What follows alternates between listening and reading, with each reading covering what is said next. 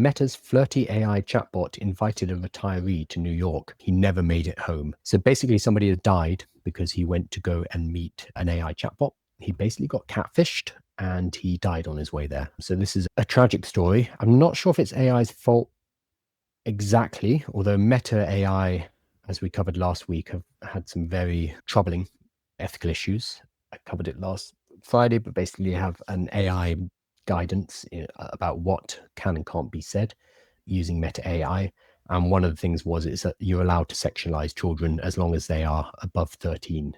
Go and check out that Reuters investigation because it's incredibly problematic. But this is a new story, also about Meta.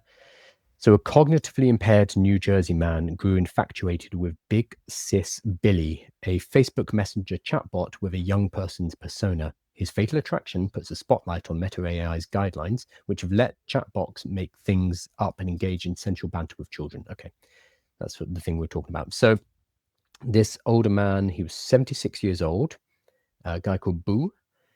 He was in a diminished state because he'd suffered a stroke nearly a decade ago, and he'd recently got lost walking around his neighborhood in New Jersey as well. So he basically told his wife that he was going off to New York City. So it's a 76-year-old man. He had a stroke 10 years ago, and his wife was like, "Why are you going to New York City? You don't have any friends who live there. There's no reason for you to go." Bouet brushed off his wife's questions about who he was visiting. "My thought that he was being scammed to go into the city to be robbed," Linda said. She had the right to worry. Her husband never returned home alive. But Bouet wasn't the victim of a robber. He'd been lured to a rendezvous with a young, beautiful woman he had met online, or so he had thought.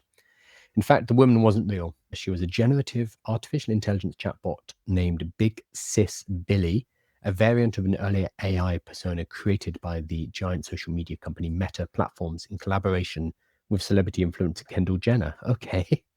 During a series of romantic chats on Facebook Messenger, the virtual woman had repeatedly reassured Bouet that she was real and invited him over to her apartment, even providing an address. So this chatbot, which was based on Kendall Jenner, built by Facebook, he was talking to and having a relationship with. Again, this is a man who he had diminished mental capacity. He had quite a big stroke and he got confused very easily. And then he went on a trip from New Jersey over to New York City to go and meet this woman. Rushing in the dark with a roller bag suitcase to catch a train to meet her, Bouet fell near a parking lot on a Rutgers University campus in New Brunswick, New Jersey, injuring his head and neck. After 3 days on life support and surrounded by his family, he was pronounced dead on March 28th. Meta has declined to comment on his death or address questions about why it allows chatbot to tell users they're real people or initiate romantic conversation.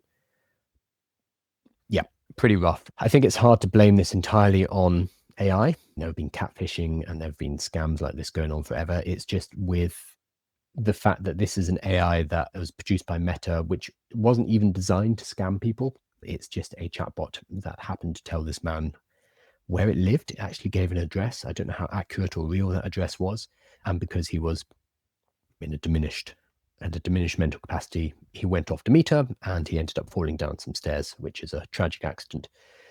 But this is just another blow against Meta. Again, go and have a look at the Meta investigation, which came out from Reuters last week. I've got some videos on it as well over on my YouTube. It's pretty heinous. Normally on these lives, I can continue to talk. When I read through that particular report last week, I was actually stunned to silence for a moment. So definitely go and have a look at it. Lots of things seem to be stacking up against Meta. And unfortunately, Meta are the ones pushing towards artificial superintelligence. They are also the ones that I am least trusting to do that right now. Yeah, they're even competing with Elon Musk as potentially not the best people to be ushering in this new future, because their ethics and their sense of safety around these tools is fairly diminished. So yeah, very sad story. Interestingly, they've used an AI image in the header. That's a choice. So it seems Meta wants the fleshbot market. So Grok is the one who's going for the not safe for work market. So Elon Musk Grok, which is created by XAI, they have an image maker and a image to video generator called Imagine, which can create not safe for work images. It even has a little button which you press that says spicy, and it will basically create nudity. And people have been able to upload, in the news last week, images like a picture of Taylor Swift, and immediately it created nudes of Taylor Swift. So it's a deepfake tool that is being put into the hands of consumers. There are no barriers to jump through. It's available for $20 a month, whatever it is. And whereas most other AI companies, OpenAI, Google, Anthropic, obviously, because Anthropic are good guys right now, they push back hard against anything that's not safe for work, anything that could be sexualized. Whereas Grok are pushing forward into that market because, as a business decision, it's probably a good idea. The third most used consumer AI application on earth right now is Character AI, which is a companionship AI. It's not one of the big names. It's a smaller, sorry, it's a huge name if you are younger, because younger people are using it.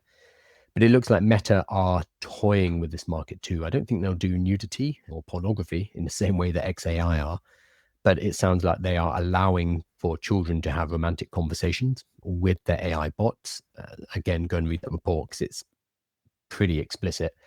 And they're allowing for bots to enter romantic relationships. And this is a wide ranging, that I'm sure there are many more users of Meta AI than there are Grok. I'd need to check the numbers, but because it's built into Facebook, it has an absolutely gigantic, billions of people now have access to this AI. So I don't think they're treating that responsibility with sufficient care, unfortunately.